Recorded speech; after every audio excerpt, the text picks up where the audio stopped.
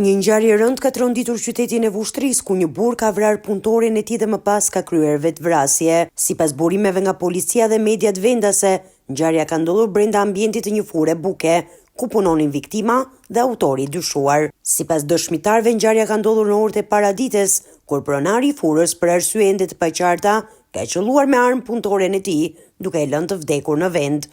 Më pas, ai ka drejtuar armën nga vetja dhe ka kryer vetvrasje. Pas të shtënave, banorët e zonës kanë lajmëruar menjëherë policinë, e cila ka mbërritur shpejt në vend ngjarje bashkë me ekipet e mjekësisë ligjore.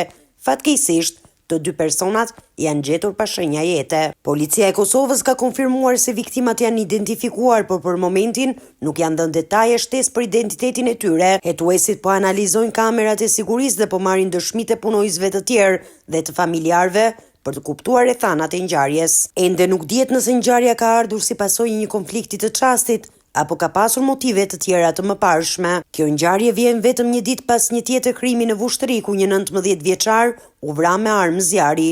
Ky zinxhir vrasjesh ka ngritur shqetësim në komunitet, ndërsa autoritetet u kanë bërë thirrje qytetarëve të ruajnë qetësinë dhe të bashkëpunojnë me policinë për zbardhjen e plotë të rasteve.